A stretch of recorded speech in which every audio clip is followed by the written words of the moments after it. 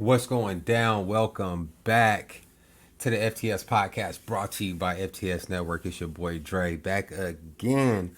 As always, we start the podcast one way. Thank you for taking the time out to listen to it. Thank you for all of the interaction, all the feedback, everything that y'all do. I appreciate that more than y'all even know. So y'all are super dope for that. If you're not already a subscriber so you can get the extra content, go ahead and drop me that $4.99. You get an extra episode every week. You get access to a whole bunch of episodes that are from before. It's like 50 episodes at this point of bonus content that you're getting. You know what I'm saying? And make sure you subscribe to the YouTube and all of that good stuff. If you're watching this on YouTube, shout out to you. Go find us on your listening platform and go follow it on there. And go leave 5 stars somewhere. You know what I'm saying? That 5 star shit is big important. I need that. I need them 5 stars. I need them shares. I appreciate you. That's it, man. There's a link in the description of the show. You know what I'm saying? In the show description. It'll take you at all the stuff. It's real simple. It's how I like to get it. I like to keep it simple. That way it's easy for you. You feel me? Man, this week. Life been crazy for me, y'all. I've been all over the place. It's y'all know I got kids, so it's back to school. I've been looking at your little ugly pictures of your little ugly babies with their little dusty clothes. No, not really. I feel like that's such hating ass energy.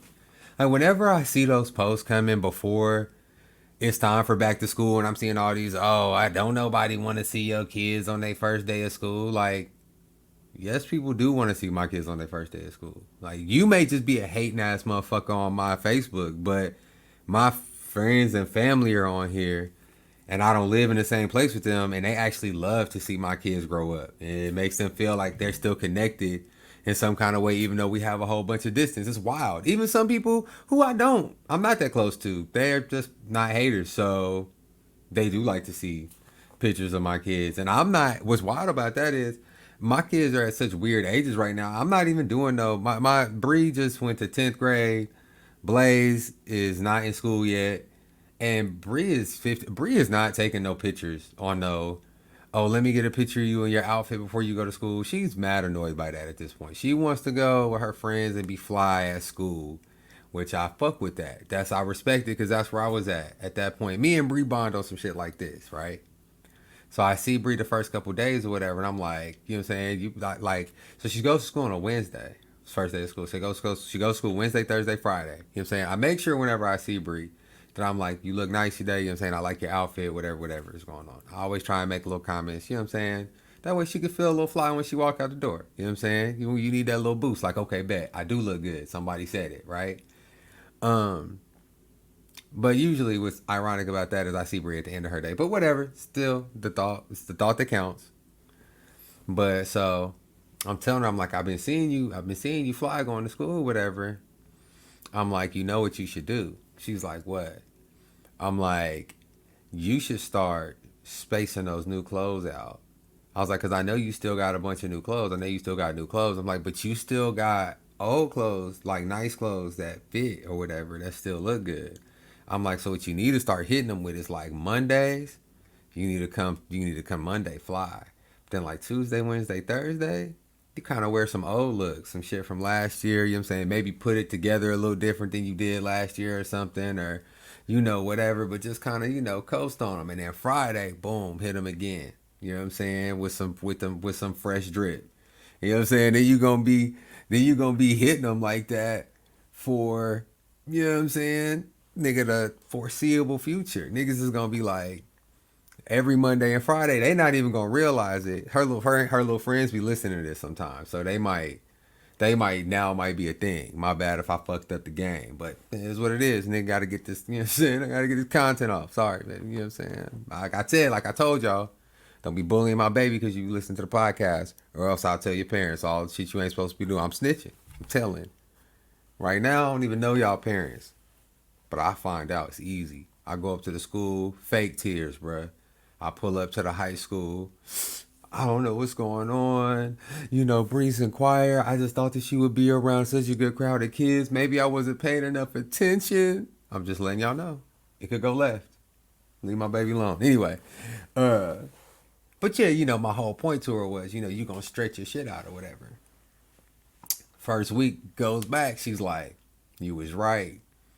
She was like, you, because I seen her on like Wednesday or something like that. I was like, you look at that. I said, she was like, see, even you didn't notice type shit. You know what I'm saying? Like, these are old clothes. I'm like, see. But that's how me and my oldest, I feel like that's how we like connect and bond when like school first starts. We have like such a unique relationship. I know some parents and some kids are like, they do all the typical, you know, we go school shopping together and we do, you know, we take pictures before school and I take you on your first day and, you know, all this stuff. And me and Bree, just, that's not really how we get down. That's not our relationship. We do it different, but it's still, you know, it worked for us. Um, Speaking of that, y'all, I ain't even gonna cap. She smooth sent me some school supplies to order her from Amazon. Forgot until just now. That's what happens when you're the oldest kid of like a young dad. But like I had Bree when I was 16. And even though now I'm 32, I'm an adult, I'm still just like rounding into form as an adult. So something like not getting the school supplies, that's some shit that I would still forget for myself. The fact that y'all, I need to, my baby need a doctor's appointment. We ain't been to the doctor since we moved to Houston. I ain't even gonna lie to y'all, bruh. I think she'd have had physicals for school because she was playing sports, but it's just not been. I'm tripping, y'all. I know. Don't nobody say shit to me. I know. I'm gonna put it on my calendar because I'm adapting into adulthood. Recently, I got a calendar with a schedule and shit. You know what I'm saying? Matter of fact, so y'all know I ain't bullshitting. I'm gonna put it in the calendar right now. We're gonna take a brief pause and I'm gonna schedule me and Breeze. Hold on. Calendar for tomorrow. Okay, y'all. So check it out, y'all. I work all day tomorrow and Tuesday, but I'm off on Wednesday. So Wednesday, I'm putting it in right now. Wednesday, task, schedule, doctor's appointments. Boom. Boopity scoop. Y'all just watch me become more adult because that's really out of pocket. That me and my baby ain't had no doctor's appointments in this length of time. Uh, but whatever, we healthy though. I think. I think. Cause y'all seen, I seen something about I seen that article about Dr. Dre having an aneurysm. That aneurysm, like they're talking about it, that almost killed him. He was like bringing in his family members, and I don't know that one has to do with the other, but it did make me think, like, man, black men, we don't take good enough care of ourselves, and I can't let that trickle down to my babies. Um, so you know, we gonna, I got it. Don't worry. My whole point was though, for real though, like when you this age and you have kids that are that age, you trying so hard to navigate the regular parts of adulthood. It seems it's easy for other people to look at it and say, "Oh, you just not responsible enough, you not this enough." But when you really think about it, I've spent my entire adult life having to in some way care for another child or another person. Like I've never had zero stakes. I've never had a position where I could just completely let it all fall apart. Because at the end of the day, I always had her. But that in it, that doesn't always translate into what social media and stuff would make want you to believe. It will. What people would like to say is, well, because you had that motivation your whole life, that's why you grind hard, da da da da, whatever. It's like, yeah, you try hard, but you still make the same mistakes based on the information that you have. So when you don't know how to manage money, you don't know how to manage money because you have a kid. You just have a kid and don't know how to manage money. So you have to learn all that stuff real time. And so you're dealing with life, learning life on your own. And it's unrealistic to say that you don't have um moments where your kids end up missing out on or lacking because of that. Like, and that's the I got a solid support system. You know what I'm saying? I've always done decent for myself, whatever, whatever, but it's hard. And it's something I feel like a lot of people don't really understand. They don't really factor it in. And they see it through this lens that's just not really what it is. And it's not it's not as though you have this ball and chain on you that just keeps you from being able to reach success. It's not that. It doesn't Having a kid doesn't change who you were. I was talking to this girl I work with and said something about how young I had Bree, and she literally asked me, did I graduate high school? And I was thinking, of course I graduated high school. But I'm really smart. You know what I'm saying? I'm of course I graduated high school. I'm exceptionally smart. And so for me, having a kid wasn't gonna like derail my life to the point that I wasn't able to attain something that was not really a big goal for me. That was standard issue. I was supposed to graduate high school.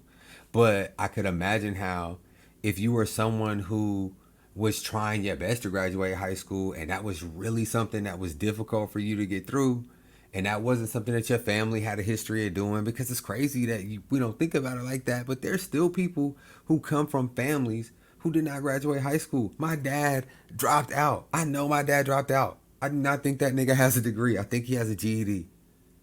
I might be wrong, but I don't think I am.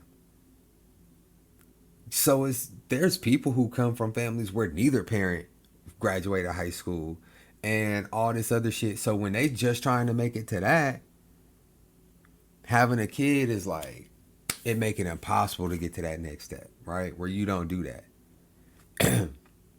If I don't have Bree, do I go right to college after high school? Maybe, because I was kind of like on the fringe of that. But even that is kind of,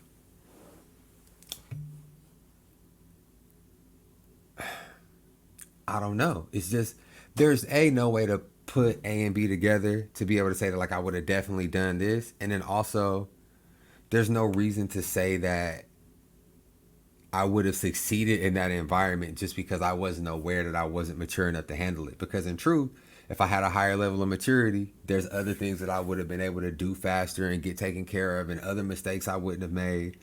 I wouldn't have been barely making it through high school as smart as I am if I was ready to go to college.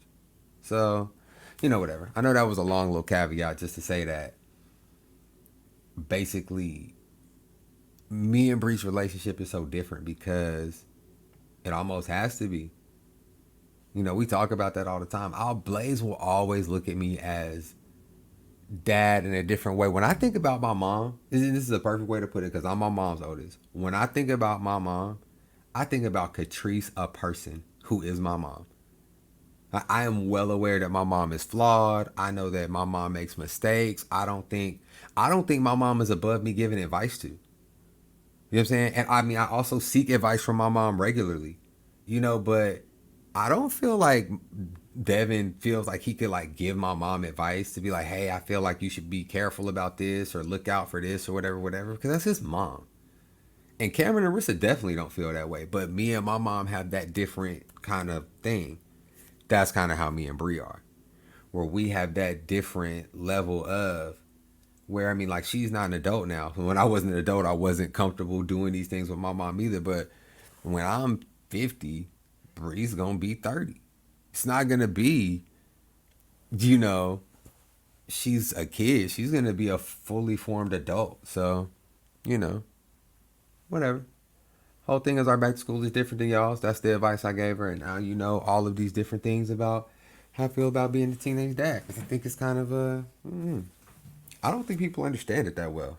I would be curious to talk to other people who had kids as young as me. Maybe I'll make that an episode. I haven't been doing polls lately. Maybe I will make that the poll. Um, High school.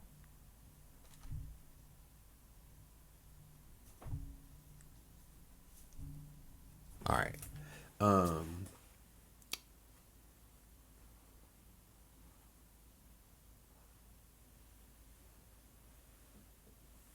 Sorry, y'all. Y'all know I gotta do that. If y'all watch the YouTubes often, if you watch them all the way, you know that I have to do them little stops sometimes because that's where I'm gonna put that ad on there for them people who listening on Spotify. You feel what I'm saying?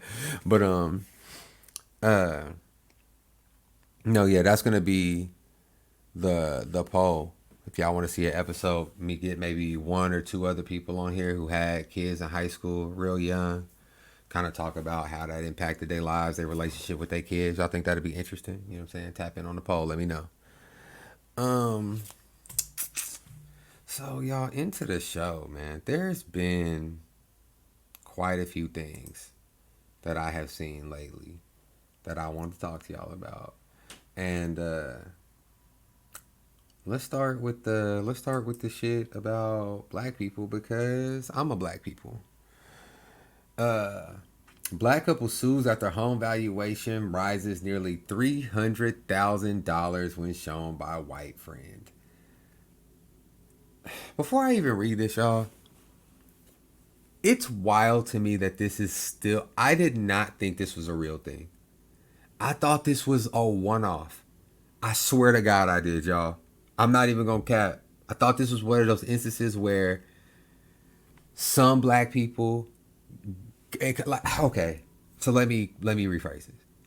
I didn't think it was a one off in that appraisers were appraising the homes of white families higher on average. But these big ass numbers though, like I think the last one was, I don't remember, it was like a lady in Florida and her shit was like 150, 200 grand or something like that. That's what I thought was a one off. These big amounts that they're getting under appraised because the family's black.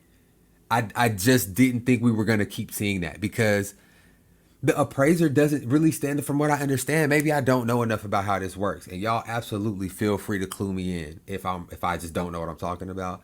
But I don't feel like the appraiser stands to benefit from under appraising a home like that in any way. Like, is there some way that they get a kickback from that? You know, like who benefits in that in a way that they would?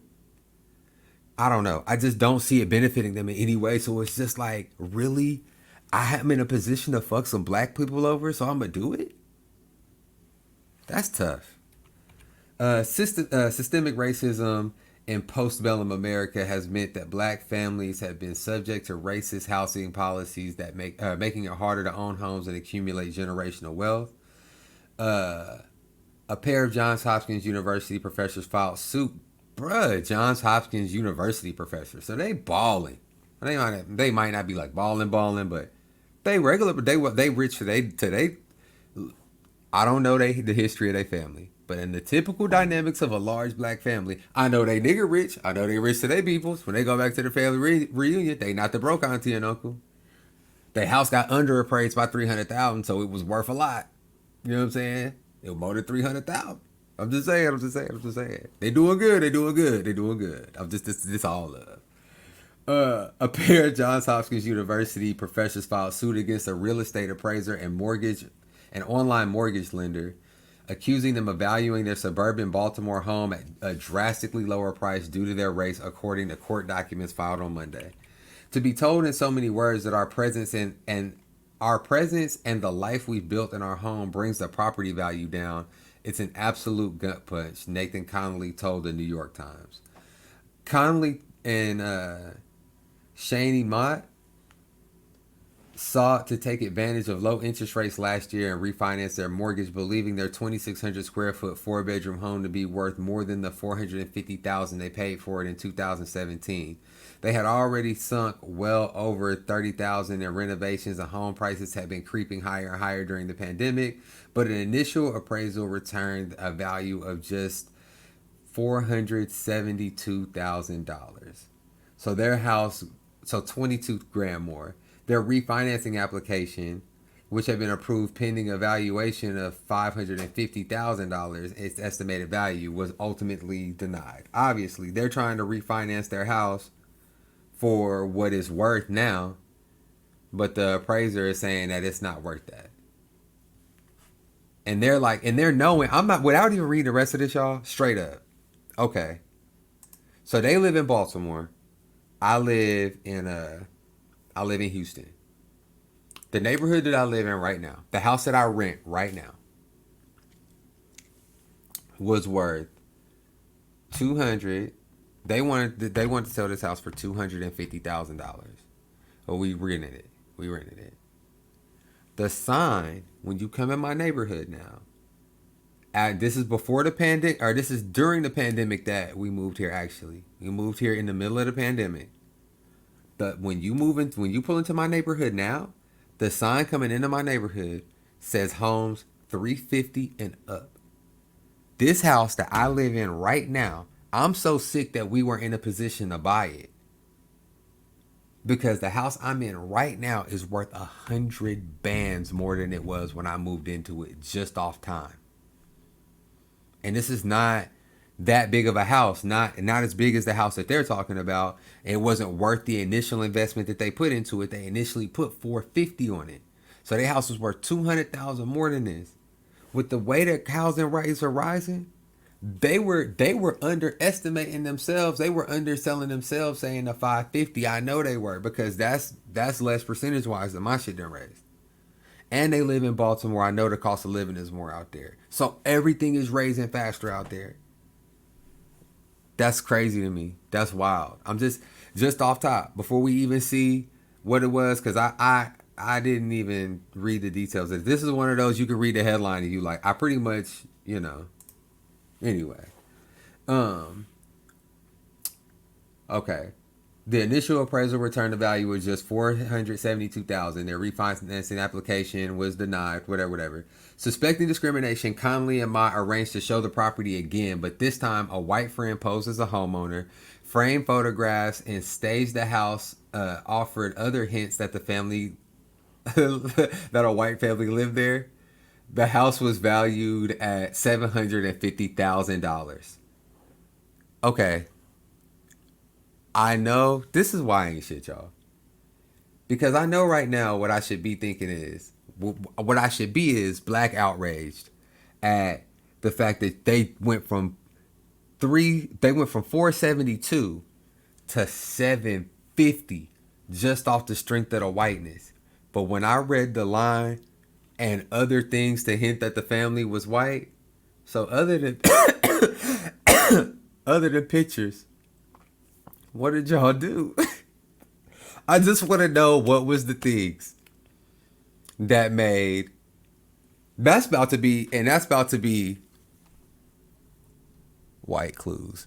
I'm about to start putting new things on the feedback too on the Spotify. I want y'all to really start messing with that, because I want to know what were the white clues in the house. What was the clues that they left for the appraiser to let them know that they was white? When he opened up the refrigerator, was it filled to the top with mayonnaise? Did they have like animals on the furniture? They was like, you gotta get your dog, but you gotta let them be on the couch. Like, you gotta let the dogs in the bed. Or did they have like, what's some other white stuff? Velcro? Did they have Velcro shoes?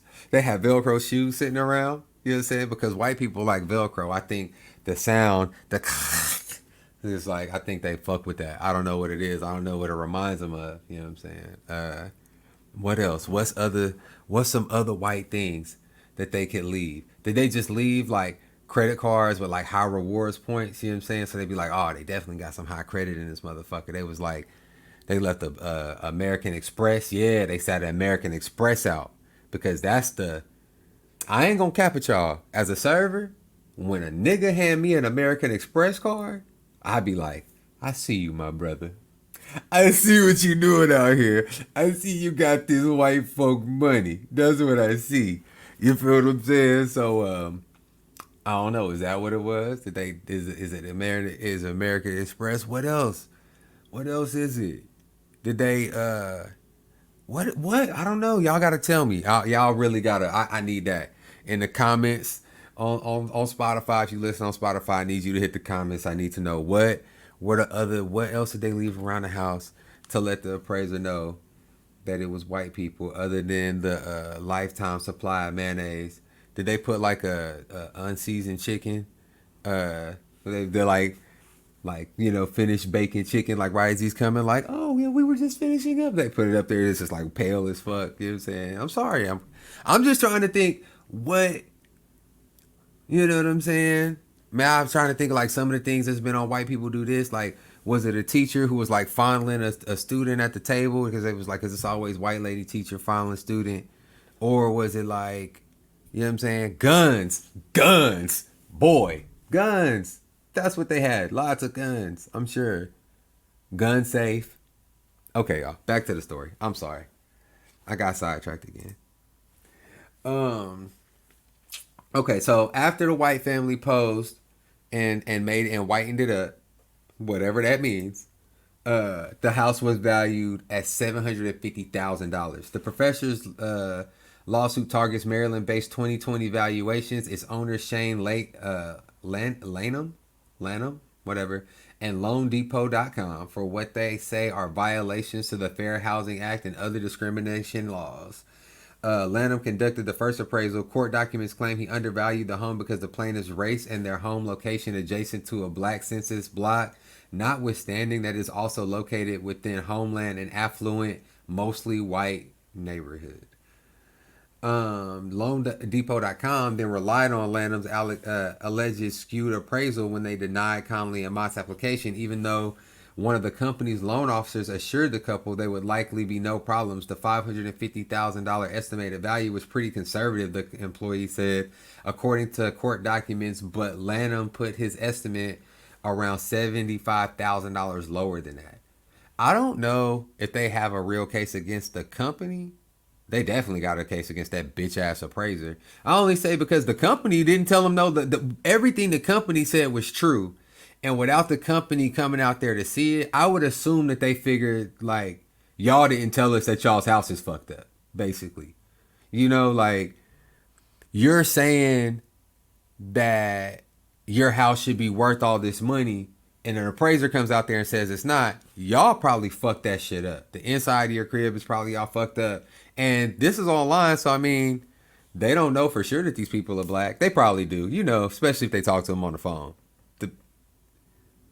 I'm gonna say it anyway. But they college professors, so maybe they don't sound black on the phone. Cause it's some people who you get on the phone with them, you like, oh, they white or they black, and sometimes you be shocked, but most of the time, But I don't ascribe to that. But I said it though. Anyway. Yeah. But anyway. Yeah, that's why. That's all I'm saying. Because they're right. That is pretty conservative. The online company, if they were saying, I mean, it's $200,000 under what their house is really valued. It's mad conservative. But anyway, the husband and wife had been present along with their 3 children when Lanham toured the house. Court documents say literature by black authors. Mott is a lecturer on literature and Africana studies. And a Black Panther movie poster could be spotted around the space. Ooh, you got that Black Panther? We gotta get out of here. Connolly, an expert on historically racist housing policies, wrote a detailed letter with Mott objecting to Lanham's appraisal. But instead of engaging, the LoanDepot.com officer stopped responding to the plaintiff's phone calls, court documents claim. Ooh, that's why they on their head. The couple then decided to apply to a different loan lender, Rocket Mortgage. This time, they whitewashed the house before the appraisal, removing many of the indicia that a black family lived there, such as family posters and their children's drawings of black people, replacing them with items borrowed from white friends, court documents state. Plaintiffs enlisted white colleagues to be present when the appraiser came and stayed away from the house himself. The home's value shot up. The couple went with the second loan lender, but by that time interest rates were higher, and they would have higher than they would have been if they hadn't encountered any problems in their initial home valuation. And that's true. If y'all remember, that was going on. They were having when they were trying to get the inflation down, they start increasing the interest rates because they had reduced them during the pandemic because niggas was broke. So they had the interest rates low. That's why everybody was buying houses, buying cars, whatever. And that's what shoots the market up. Now they're trying to slow it all down, so they start raising the interest rates again. So nothing had to happen with these people's credit or anything for the interest rate to not be the same anymore. It could literally just be a function of timing, literally. And also, it's the floor of what federal interest rates are. So it's not like the company can really, I don't believe anyway, that the company can give them the interest rate for less than that. I think it has to be at a certain level. I'm not sure about. As far as like taking care of it. Connolly and Mott alleged in their complaint that Lanham believed a black family did not genuinely belong in Homeland, which is located north of Baltimore and around 78% white. Their story echoes that of a black couple in California who conducted a similar experiment after their home was initially appraised for $995,000 after whitewashing the property was valued at $1.48 million fucking dollars. That's crazy. That's crazy. The couple, Paul Austin and Tanisha Tate Austin, are expected to enter into mediation in their lawsuit against the appraiser next month. They gonna win. Systemic racism in postbellum America has meant that black families have been subject to racist housing policies, making it harder for them to get blah blah blah blah blah. Yeah. Last fall, the Department of Justice announced an effort to combat discrimination. Also filed a statement of interest in the Austin's case earlier this year, saying combating housing discrimination, including bias and appraisals, is a high priority across the federal government. So a few quick things on the end of that. First of all, this is one of those things when I feel like white people who don't get the concept of white privilege really have to sit back and take consideration of white privilege is not anything that you individually as a white person can cash in individual moments and are always experiencing 100% of the time. There are moments where being white does nothing for you in a situation, even in America. There may be stretches of time where being white does nothing for you, even in America.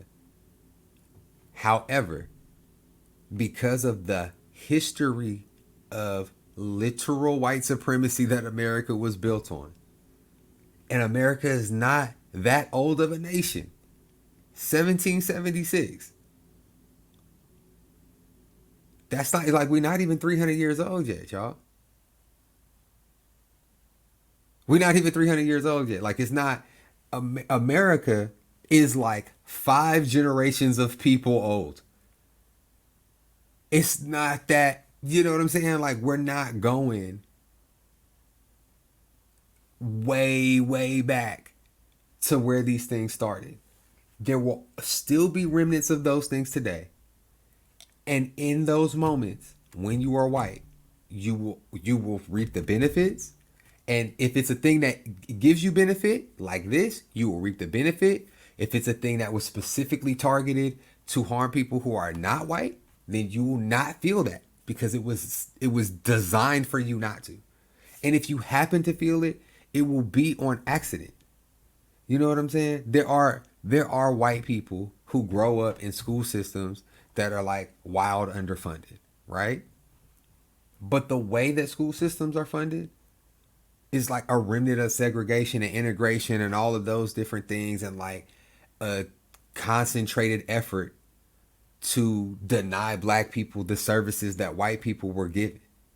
So if you just happen to be one of the poor whites who got lumped in with the blacks, it doesn't disprove white privilege. It doesn't take any of those things away. It just means that in this case, you didn't get some of it, but you can still get more of it later because it could come at any point in time.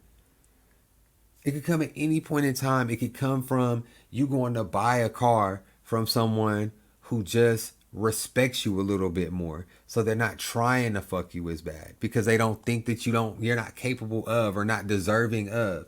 And like these instances show you that those people really exist. For someone to undervalue your home by 300 grand, they see an issue with your existence, basically. They don't feel like you are worthy of what white people are worthy of. And because they've gotten that position, they now have the power to do that. And yes, there are absolutely can be, now the way the world works, black people who have those positions and who may choose to wield their power in that way. But just statistically speaking, first of all, it's equally fucked up. I'm not fucking with nobody black who's trying to fuck over all the white people they can on the way out because white people used to fuck us over. I'm not with that shit. If you going out your way to make sure that no black people get fucked over around you, I'm with that. If you cutting a little harder for the people who look like you, I'm not gonna lie, I can fuck with that. But if you going out your way to fuck over some white folks just because you got the power now, that's trash. I'm not with that. But there's just positions of power, you know, executive positions, corporate positions, all of those highly dominated by white men in America. Thus, white privilege. And boom, that goes with the housing market too. And with housing in particular, the way that housing builds wealth, that's a huge thing. You know what I'm saying? Not being able to buy a house. Yeah, my grandpa being in the military, getting a home, not getting a VA loan, you know what I'm saying? Because whatever. And I don't know if my grandpa got a VA loan or not. But I know that everybody around that time, I know that if he did, the people who was before him didn't. Anyway, we done with that. Let's let some people talk for me because I don't want to talk. I got a story for y'all. Because this shit is crazy because this shit has been happening, bro. Why do they keep dropping these kids off at the wrong bus stop? We've literally done a story about this on the podcast. I've seen other stories about it since. They losing the babies. They literally are losing these kids. It's because of the shortage of all of the teachers and the support staff for school systems. Because school systems are underfunded. All that goes into this new shit that's going on with school choice. And just the overall sentiment that genuinely what I'm starting to feel like is that in America, we are so set on saying something can't be fixed or something can't be done that we absolve everyone of trying to make it work until everything falls apart. Because the way the public school system is crashing is crazy to me that it's not a we have to get this done thing. There's literally an argument in place where, well, public schools are fucked up, so just pull your kids out of them and send them to charter schools as though everyone has the same ability to do that. What if you don't got a car? What if you can't get your kid to the school? What if you work? What if you don't, like there's just so many different things that just assume a level of privilege and access and resource that everyone does not have. And it's taking education away as something that's fundamental that everyone should just have. That it, as though it doesn't benefit the entire society for everyone to be more educated. That's one of the craziest things about it too. It's not even some, only a certain segment of the population will benefit. Like, no, everyone benefits when everyone is smarter. Look how bad we got fucked off because y'all niggas don't understand science. Because motherfuckers was walking around here thinking you get viruses from 5G towers because they don't understand what virus is. So yeah, education is important. But anyway, let's watch this. Let's get this. Students being dropped off at the wrong bus stop after school. Yeah, on Wednesday we told you about a 5-year-old girl who was left at the wrong location. That was an Alief ISD. The school district there said its bus driver did not follow the proper transportation protocol and will no longer drive for the district. Tonight, Aldine ISD is addressing the same safety concerns. A student in that district ended up on the wrong bus and was dropped off at the wrong location. KPRC2's Devin Clark is live in North Harris County with that story. And Devin, this little girl is 6 years old. 6, Keith and Daniela, just a few years older than a toddler. And after her first day of school, her parents waited for her right behind me where the bus was supposed to drop her off. But when she wasn't on it, the mom went scrambling and found her little girl miles away, alone and shaken. We sent our daughter off to school. Everything seemed to be fine. But when Eric Reynolds' 6-year-old daughter Olivia didn't come home from her first day at Anderson Academy, he says the bus driver uttered words that made his heart drop. Goes and check every hour just to make sure. And so, yeah, your daughter did not get on the bus. He says his wife immediately scrambled to find her. She just so happened to see my 6-year-old daughter.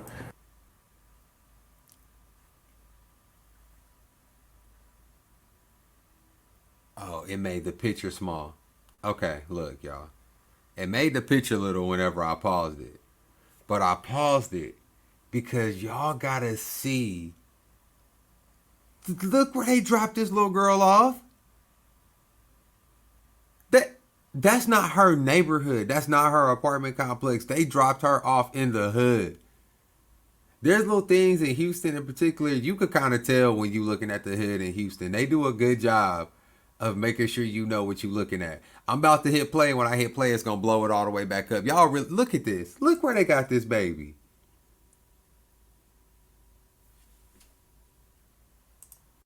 On the corner of Garden City Apartments. 2 miles from the bus stop where little Olivia should have been left. That zip code alone has over 3,300 sex offenders. Olivia's parents say she suffers from a condition where her body doesn't produce the stress-relieving hormone. So she cannot be left in stressful situations like that. And so this has greatly impacted her. She's traumatized. The family believes this happened because the bus driver did not check to make sure that she was on the right bus, and her teacher failed to fill out a bus tag with information that could have prevented this from happening. He says her distasteful response made matters even worse. When she came in, and she was like backed up in the corner and lying, and she finally, when she got backed up into the corner, she was like, well, I'm sorry. But with Houston being a major hub for sex trafficking of minors, Reynolds says sorry isn't good enough.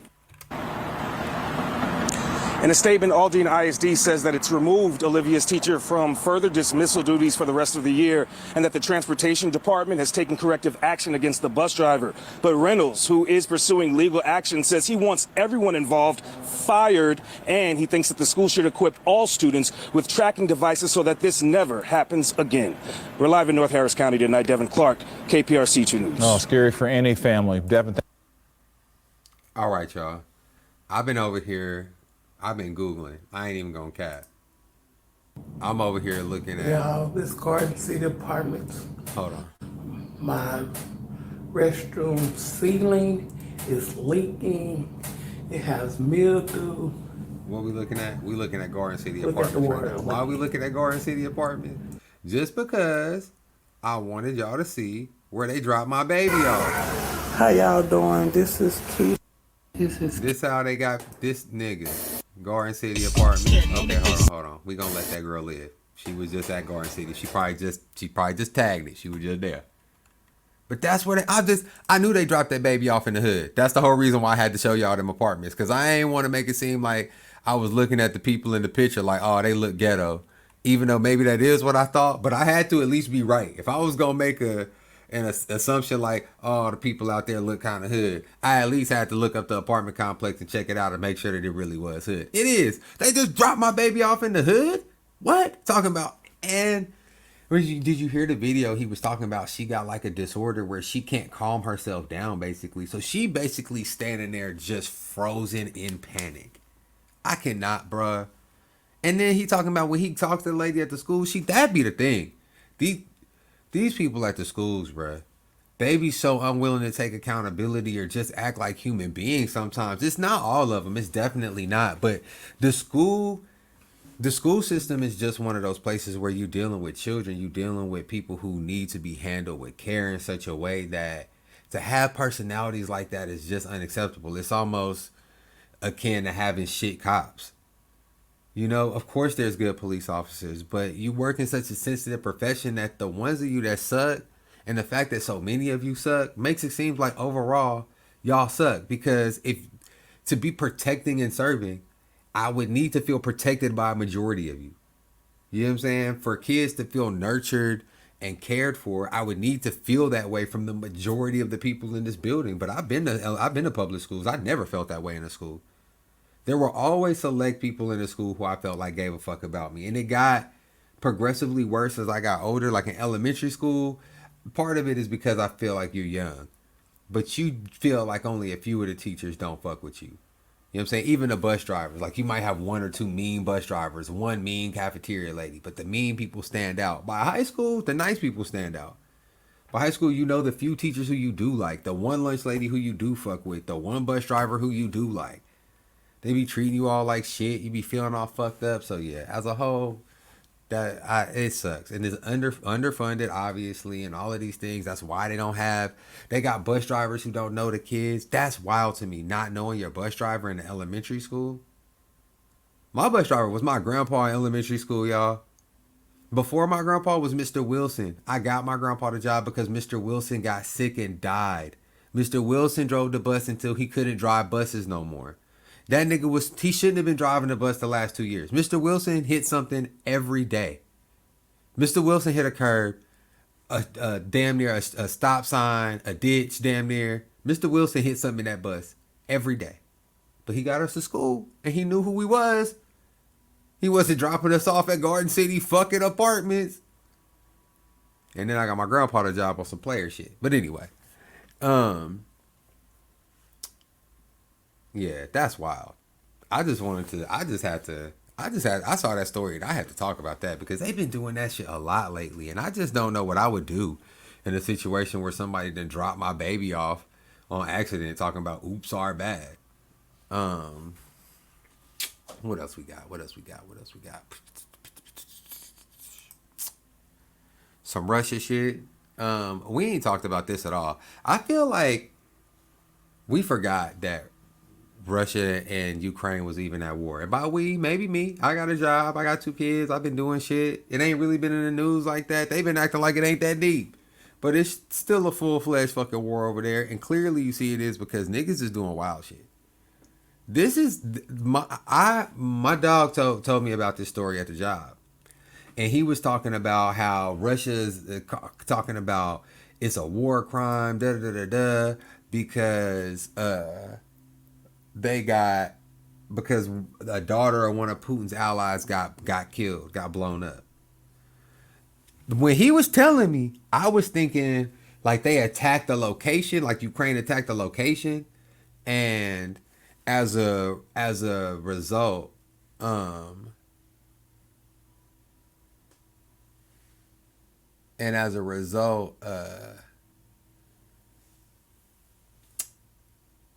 what you call it?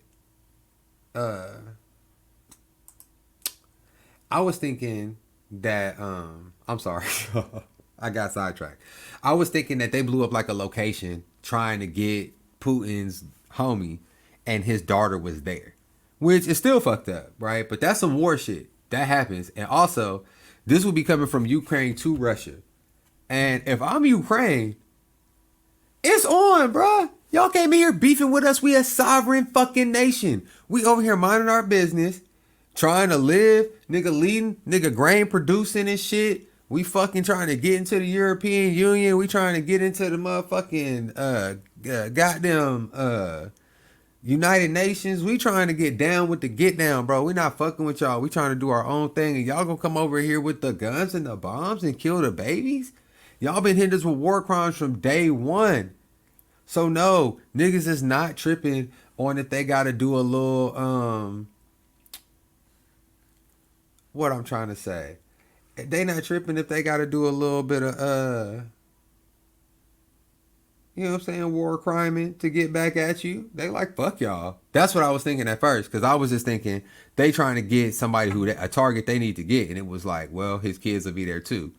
Y'all, that's not what happened. I'm gonna read the story. The article, car explosion kills daughter of Putin ally Alexander Dugin, Russia says. The daughter of Alexander Dugin, a far-right Russian nationalist who helped shake the Kremlin's narrative about Ukraine, was killed Saturday when the car she was driving exploded near Moscow, according to Russia's main investigative authority. Russia's investigative committee said it was looking into the incident and had opened a criminal murder case. The Toyota Land Cruiser went off at full speed on a public highway and caught fire, it said, after an explosive device planted under the bottom of the car on the driver's side blew up.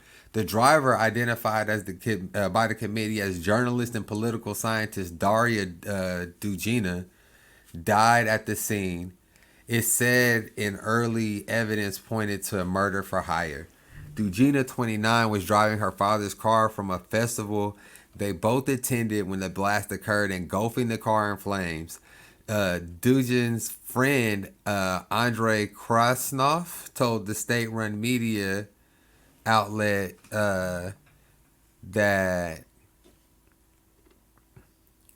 task. I guess that's the. I don't know what that means. Anyway, he said that she was driving another car, but she took his car today. He said he believed her father was the target of an attack, or maybe two of them. Let's see. They got the video here. Let's see if we can play it. Oh, it says the aftermath. Okay, no. Graphic content. Ooh. Yeah, y'all. That's on fire. It's on fire. Y'all can't see this on the... Damn, that's wild, y'all, for real. That girl burning up in there. That is sad. That's wild. They don't be thinking about that when they be saying that crazy stuff, that they be having families, and you kind of putting your family in danger to a degree. Clearly, right? Okay, there we go. I was trying to find the exit so I could go back to the oracle. Come on, cuz. Take me back to the oracle, cuz.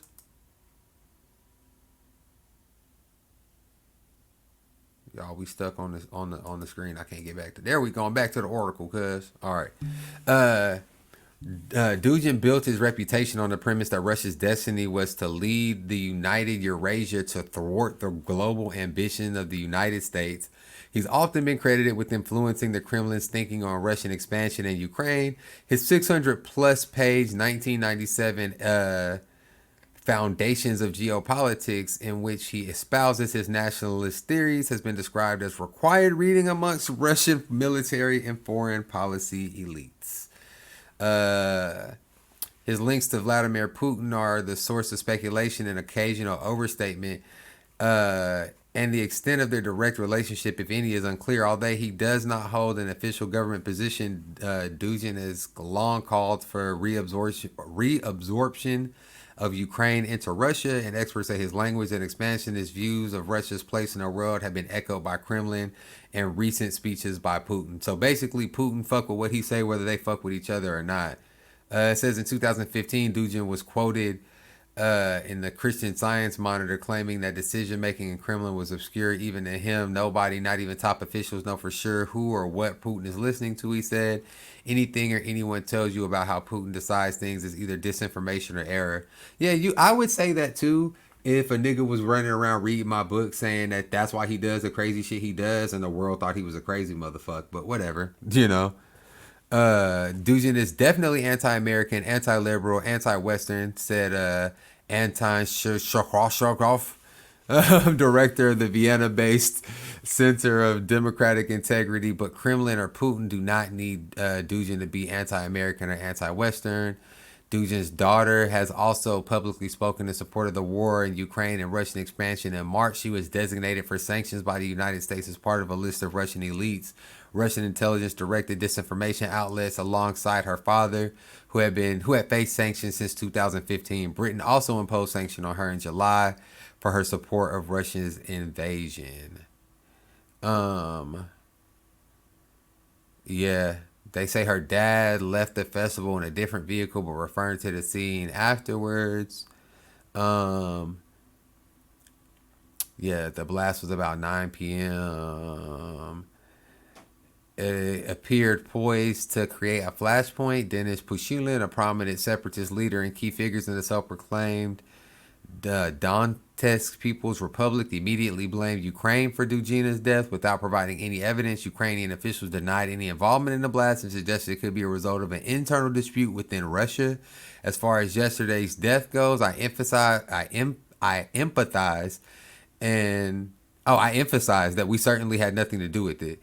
Mikhailo Podolyak, an advisor of the Ukrainian President Vladimir Zelensky, said Sunday on Ukrainian television, "We don't even comment on this, but it's not an interesting topic for the Ukrainian special forces or special services." whatever. They said they won't make any more statements. So basically, oh, hold on. Yeah, it's not been briefed on the incident. Yeah, the America saying that they don't know. So that's wild. Russia be on that. So Russia is mad talking about Ukraine did it. Ukraine might not even have done it. It probably happened inside of Russia.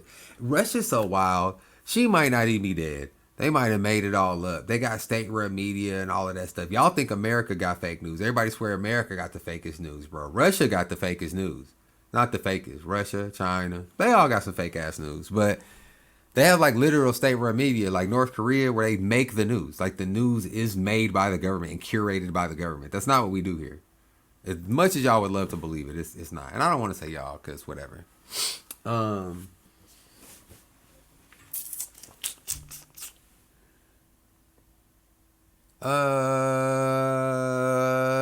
Yeah, we're doing all of it. I had to decide if we were gonna stop, cut some of this out, or do all of it. But we're gonna stop and do some of this, man. Trump's ex-CFO admitted to tax evasion, what it means to accept a pricey gifts instead of a salary. So this is the ex-CFO of the Trump organization, and basically he pled guilty to tax evasion, saying that he will cooperate with them on some later shit. They're gonna give him 5 years and a big ass fine, and I think he's not gonna have to do the 5 years. I think he's gonna do like a couple of months or some shit. So let's see. The former chief financial officer of Trump's family business will receive a 5 months. That's what it was. 5 month sentence after, and he's gonna do the 5 months. 5 month sentence after he pleaded guilty to tax fraud charges stemming from a case involving the company's business dealings. Alan Weisselberg was accused of failing to report and pay taxes on numerous fringe benefits he received while he was employed by the Trump organization. Some of those benefits included cash to be used for trips, a rent-free apartment, expensive cars, private school tuition for his grandchildren, and new furniture. It's the kind of case that illustrates how expensive gifts received by an employee can lead to trouble when those perks aren't properly reported to the IRS. The case against Weisselberg, who admitted to participating in the alleged tax scheme with the Trump organization for 15 years, is an extraordinary example featuring a longtime high-ranking employee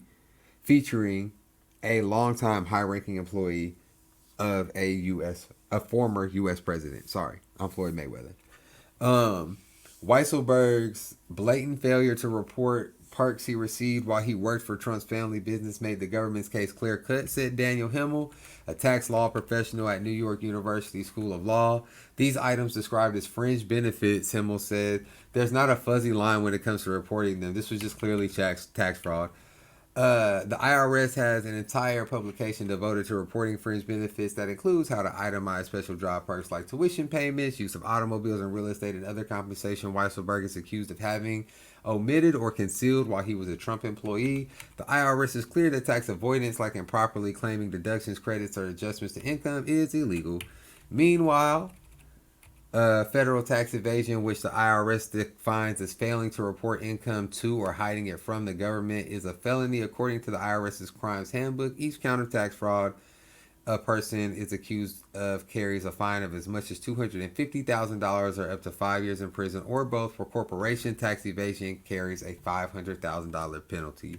In pleading guilty, Weisselberg avoided a longer sentence of up to 15 years. His plea deal, which includes a fine of nearly $2 million, doesn't require him to cooperate with prosecutors in their pursuit of a larger case against Trump, although Weisselberg may still be called to testify at the trial against the Trump organization in October.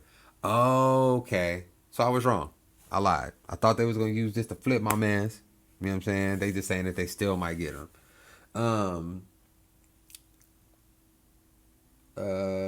Yeah. Basically, Weisselberg's case is so egregious it's unlikely to serve as precedent for future tax liability cases, although in prosecuting him, the government will hope to deter future tax cheats. This only matters because I think it matters. Originally, full transparency, I was under the impression when I first heard about this that they reduced his sentence because they were going to use some of that information in their prosecution against Trump, because New York is looking at Trump for some tax shit anyway. But to me, if your organization is, but it's not on them to claim it. So I guess this isn't proof that they crooked, but they knew. It's one of the things where you set it up like this and tell people like, oh, just do it this way because we always cheating, so it'll be fine. But whatever. The thing that stood out to me in this article is that they said that what he did was so egregious that they don't think it's going to be precedent because they're like, people don't do it like this. Like, he basically just took a bunch of stuff that he knew he was supposed to claim on his taxes for 15 years and never did, like he didn't know he was supposed to. So, you know, they're like, there's no justifying that. Yeah, I'm not gonna lie, I thought that this had a deeper connection to Trump, and that's the whole reason why I read it, because Trump is under investigation in New York. He's under federal investigation for the stuff that happened at Mar-a-Lago, for the documents that they went and took from that. He's also under investigation in Georgia for the election, for election tampering. There's a lot going on with all of that stuff, and as little things start to come in, I feel like they all end up being small pieces to it. So I was just kind of paying attention because I thought that was a block. I thought we was building. I thought that was a block. It's not really a block. We're not really building. My bad. On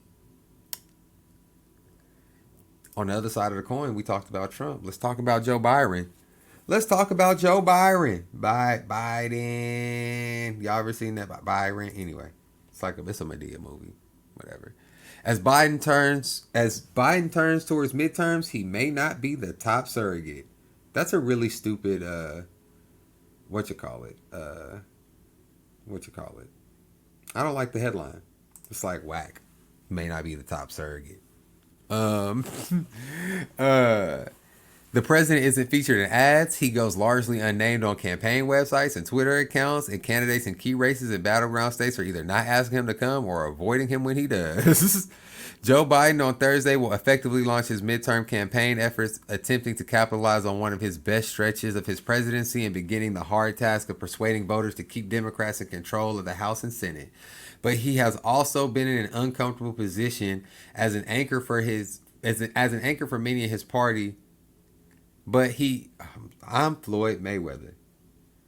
But he has also been in an uncomfortable position as an anchor for many in his party and for Biden, who for decades has prided himself on being one of the most sought after Democratic surrogates. It's also an unfamiliar one. He's being attacked more often in televised ads than Obama was at this point in 2010 or Trump in 2018.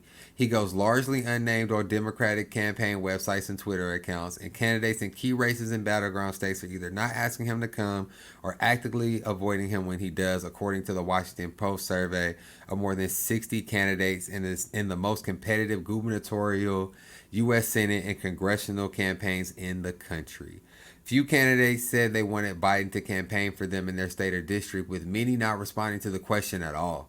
The Post also asked if candidates wanted Vice President Harris as a surrogate campaigner for the Biden administration and got the same set of unenthusiastic responses. I feel like they have set Kamala up to look terrible. Joe Biden wasn't doing shit when he was vice president, really. I don't remember seeing much about Joe Biden, but just for all of the hate and the backlash that Kamala took coming in, I just felt like the White House should have done a better job kind of making Kamala the face of the successes. I almost feel as though it would have been more beneficial to them to do that than what they're doing now, because Joe Biden has such low approval rate, and the least you could do is have it seem like all the positivity coming out was coming from one place and all the negativity was coming from another. You could have split it a little bit, where potentially you get a lot of those we didn't really fuck with Biden people anyway saying, you know, where Biden may be falling short, Kamala is really pushing him on these issues, and it still becomes a win for the Democratic Party. But I just feel like they don't think those things through, because by making Kamala look weak, to me, I don't see who your clear pivot is. I don't see who your clear pivot is to for the next president, because Joe Biden, I feel like Joe Biden's going to run again. And I mean, shit, because it is what it is, I would vote for him, but I feel like it's irresponsible to run for president that old. But anyway, No comment from the campaign at this time, said a spokeswoman for Senator Michael Bennet from Colorado, who is a Republican target in a state that Biden won by more than 13 points. That shows you how different things are between when people, that recency bias, bro. People don't remember how different it was. People really think that Biden and Trump are equal. It's just wild that they're not. We have not asked President Biden or VP Harris to campaign in Ohio and have no plans to do so, said spokeswoman for Representative Tim Ryan, who's the Democratic nominee in a tight U.S. Senate race, pointing to a range of surrogates for Republican nominee J.D. Vance. The spokeswoman, Izzy Levy, added, Tim has been very clear that he wants to be the face of this campaign, and that's not changing anytime soon. Yeah, these guys, they don't want to be associated with that because Biden got such low approval rating. People are trashing Biden for everything. So yeah, several Democratic candidates didn't say they were opposed to Biden appearing with them in their states, but they weren't exactly warmly embracing of the idea either. Well, I mean, I welcome anyone to come to Arizona and let me, show them around the state and, the issues that we're facing. Senator Mark Kelly said, they went out their way to leave the you-knows in this quote so you feel the uncertainty. Oh, my God. He said when he asked if he wanted Biden to campaign with him. So, yeah, I mean, it doesn't matter who it is, bro. They had to leave the stuttering and everything. Plans for a Biden roadshow. White House officials are preparing to use the coming weeks to showcase some of Biden's recent accomplishments, which include sweeping law. Oh my God. Hi, I'm Floyd Mayweather. This is Heart Eye Radio. God damn. White House officials are preparing to use the coming weeks to showcase some of Biden's recent accomplishments, which includes a sweeping law that lowered prescription drug prices, addressed climate change, and reduced the deficit. That reduces the deficit thing is a big thing. I think they're going to use this heavy to campaign on because Republicans always talk about Democrats increasing the deficit. Democrats always increasing the deficit, blah, blah, blah. But in truth, they're always the ones who blow the deficit out of the water. But now we're doing something to reduce it tangibly so you can actually see it done. So it just kind of takes one of their points away. It kind of cuts them off at the ankles a little bit. They point to a message that Biden took on special interest to solve problems that Democrats have sought to address for decades. And they have plans for Biden to travel the country and tout his victory, sell a Democratic agenda, and warn what Republicans would do if voters give them control. They believe that Biden, who they view as a quarterback of the party's policies and political future, will be a sought-after commodity. A lot of these things Democrats have been trying to accomplish them for a long time, said Cedric Richmond, a senior official at the Democratic National Committee and former senior White House advisor. Who wouldn't want the person who was finally able to do that to come and campaign for them? If they are reluctant, I think it's political malpractice, he added. If you don't want Biden, it's malpractice. Richmond said he expects Biden to frequent the campaign trail, and he brushed aside any notion that candidates might want to distance themselves from the president. If we had $1 for every time someone underestimated or counted Joe Biden out, we could pay off the national debt, he said. You'll see his numbers go up. You'll see accomplishments happen. That's what voters want to see. And if I'm a candidate, I'll tie myself to that. Okay. Full disclosure, I like Cedric Richmond a lot. I fucks with him heavy. I like his vibe. He seems pretty straightforward dude. I like him. So I don't want to just be predisposed to just believe anything he says. But y'all, let's be honest. That part is true. Every time they say Joe Biden can't win, he does. Joe Biden finds a way to eke out them little wins. And also, not saying that Joe Biden is singularly responsible for this, because I don't believe that to be true necessarily. But he has delivered a lot of things that Democrats as a whole have been trying to get done and have been unable to do. And speaking specifically to black people, I feel like it's important that we start to engage in the political process more so that we look at it more realistically, in a sense of Joe Biden absolutely did not do a lot of the things that we wanted to see done for us specifically as black people. But most of the things that have been done under Joe Biden's presidency that he has gotten accomplished, talking about the Inflation Act, that CHIPS Act was going to make the prices on these fucking cars finally go down. You'd be able to have access to these vehicles a little bit more, which is a big thing helping inflation too. You know what I'm saying? The gas prices went up. It was Biden's fault. Gas prices go down. I don't hear shit. You know what I'm saying? Stuff like that. Biden is actually getting a lot of these things done. And he's also not like tearing them down. Like the opposite of having of getting a Democrat who's not as progressive as you would like in is not just staying the same. It's things go backwards. That's the reason why they just repeal Roe v. Wade, all these things. All of that is intertwined. You can't divorce one from the other in any way. So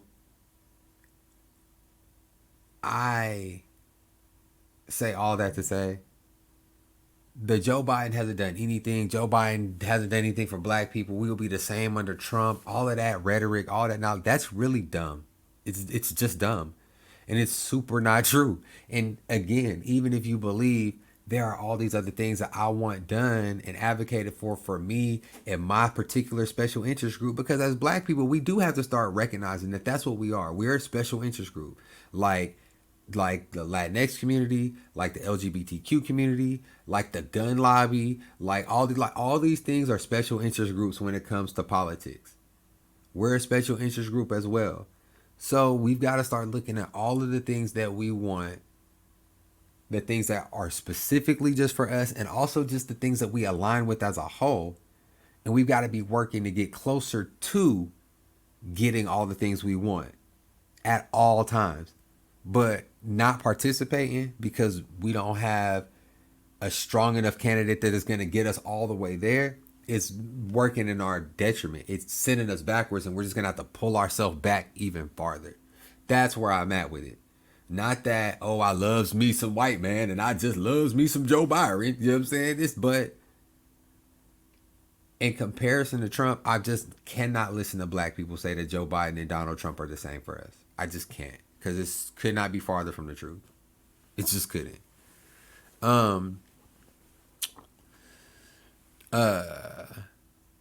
Also, Biden, talking about just like going out on the trail or whatever, Biden is actually pretty good when it comes to speeches, bro. Not go cap. Biden get out and actually start talking. The more he talks to people, people tend to like what Joe Biden says. And even if they don't, this is the thing.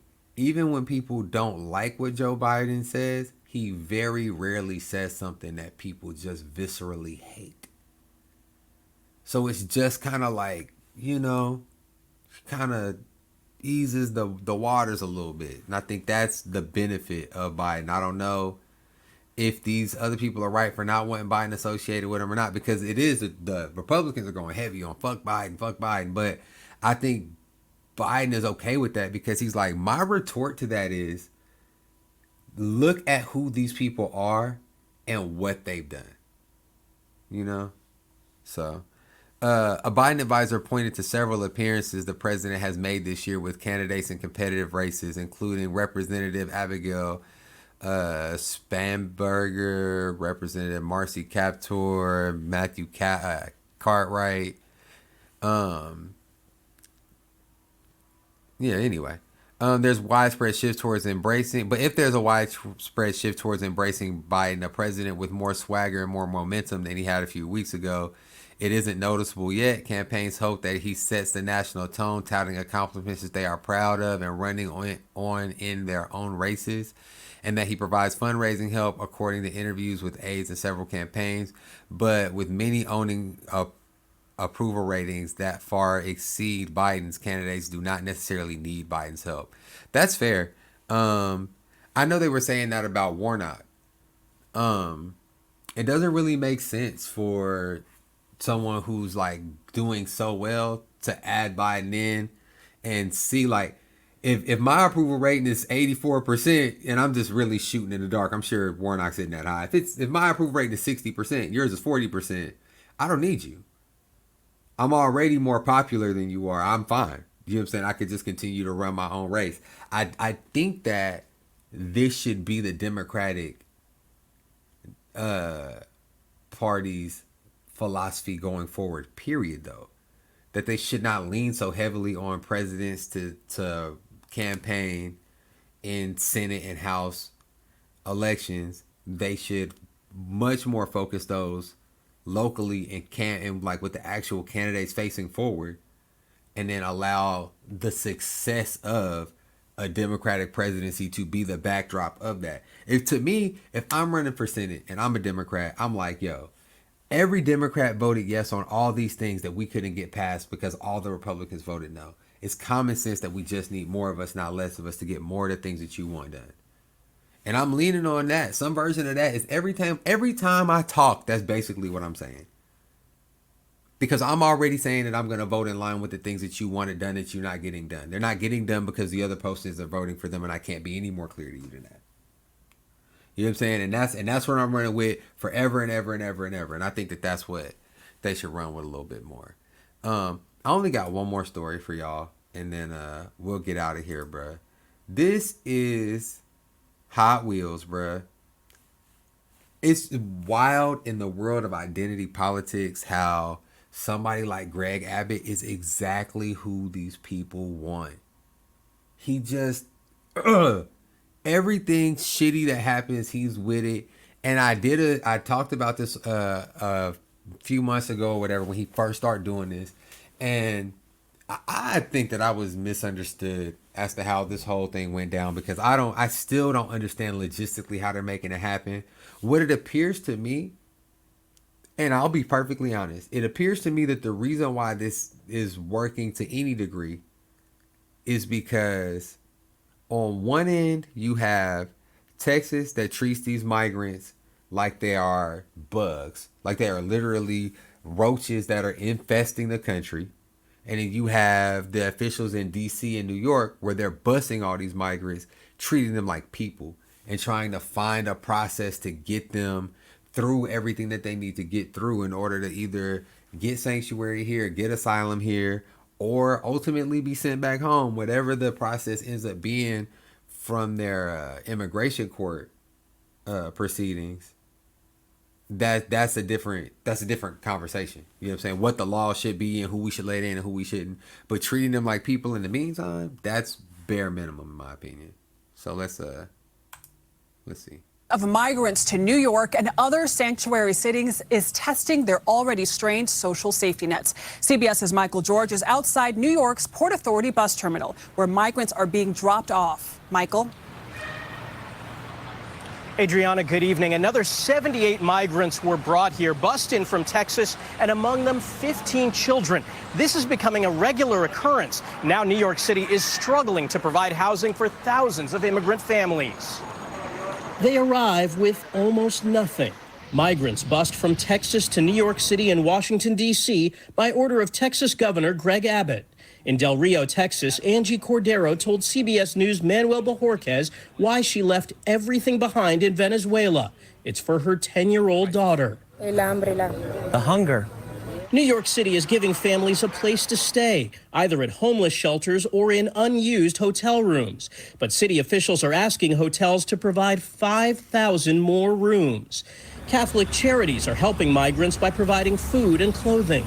These just aren't statistics. These are people with names and with dads and moms. Border crossings are at a record high as migrants flee crime and poverty in Central and South America.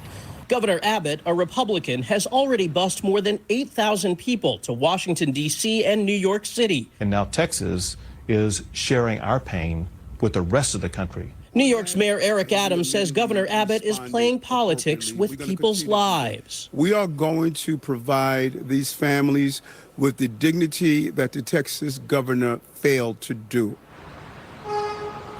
And New York City just launched a program to enroll about 1,000 migrant children in schools. The city says it needs more federal funds to deal with what the mayor calls a humanitarian crisis. Adriana?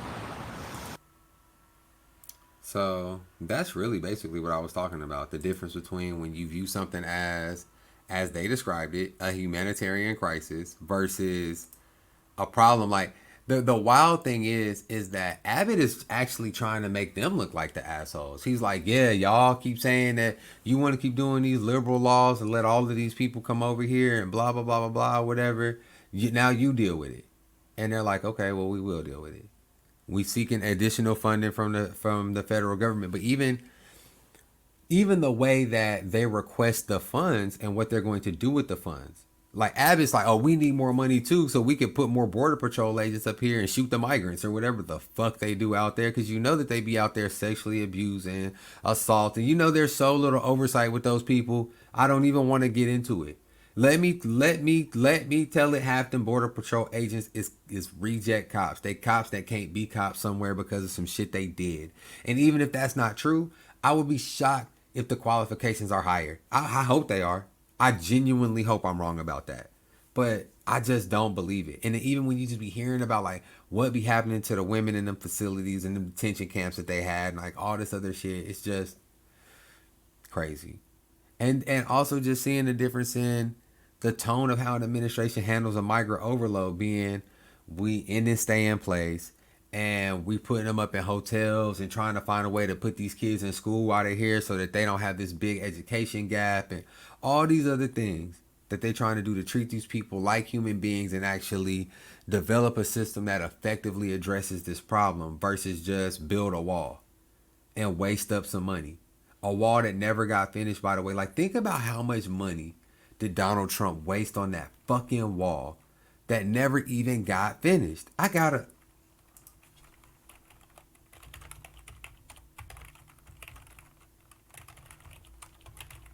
look it up.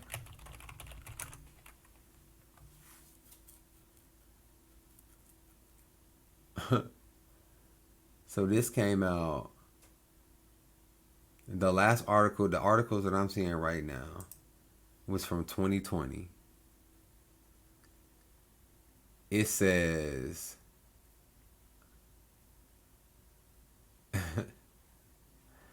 on the same day in May 2019, the Army Corps of Engineers awarded a pair of contracts worth $788 million to replace 83 miles of fence along the southwest border.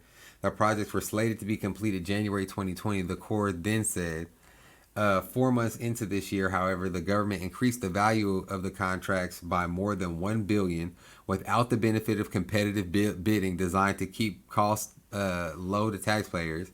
Within a year of the initial award, the value of the two contracts had more than tripled to over $3 billion, even though the length of the fence the companies were building had only grown by 62% to 135 miles.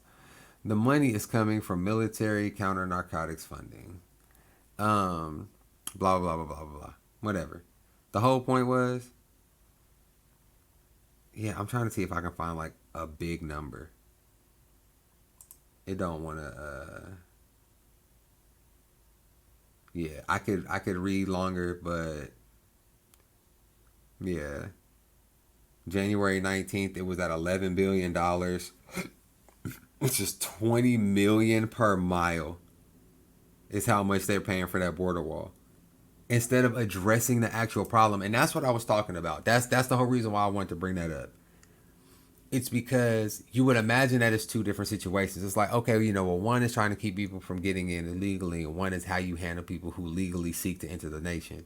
But when you think about it, those two things are so heavily intertwined. They're the same thing, basically. So how can you really say, you know what I'm saying? I don't know.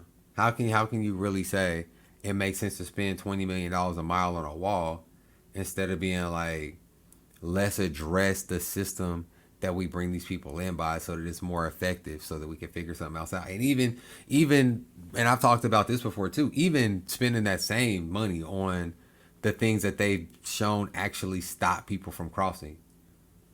They're telling you that there's technologies and other things that they have that can address the issue that you want to address. And you're like, yeah, but it's not a wall. It's not a physical thing that I can say I did, because you're weird. Because you're weird. I read I'm gonna pretty much end on this. I was either listening to a podcast or watching YouTube or reading something. I don't remember what it was, but it was some Republican woman talking about how it was Trump and maybe DeSantis. I feel like it wasn't DeSantis. I feel like it was Trump and somebody else. And they were like, yeah, they have BDE, if you know what I'm talking about. Talking about they got big dick energy. But it's like, that's so funny how people in that realm take terms from our spaces and utilize them incorrectly. Because, like, having big dick energy is not build a massive wall to prove how big a man I am, always stick my chest out yelling and making noise, got this big truck with these big wheels, got all this stuff, whatever. That is not what they're talking about when they say that. It's a whole nother vibe that you're way off. It's the exact opposite. That's little dick energy, bro. That's that overcompensating energy. Whenever you gotta yell all loud, the motherfuckers. You know what I think about when I see Donald Trump? I bet he shake your hand hard as fuck. I bet when that nigga shake your hand, he trying to break that motherfucker so you can feel how strong he is. Don't nothing make me feel like a nigga. I lose respect for a man the moment he grips my hand like that. Why are you trying to break my hand with his handshake? Like, a firm handshake and break this nigga's hand is not the same fucking thing, you idiot. But whatever. Anyway, y'all, we've been doing this for an hour and a half, man, and that's plenty of time. I feel like that's solid content, man. I told y'all, I'm on schedule. I'm doing things the right way. I'm doing it all for you. No, playing. I appreciate y'all as always, man. Y'all tune in to the podcast. I have O'Neal back next week for sure. Y'all go check out the YouTube, man. Me and Freeze finishing up that series about the top 50 black TV shows. Go check that out. Still doing reactions to stuff. Me, Keys, and Freeze are going to do a little college football preview next week. Tune into that. That's it, man. Love y'all as always. Click the link in the description. Go do all the stuff. Subscribe. Leave comments. Fucking participate in the poll. You know what I'm saying? Look at the comments. Leave comments and feedbacks and all of that shit or whatever. I love y'all as always, man. Thank y'all for rocking with me. Peace.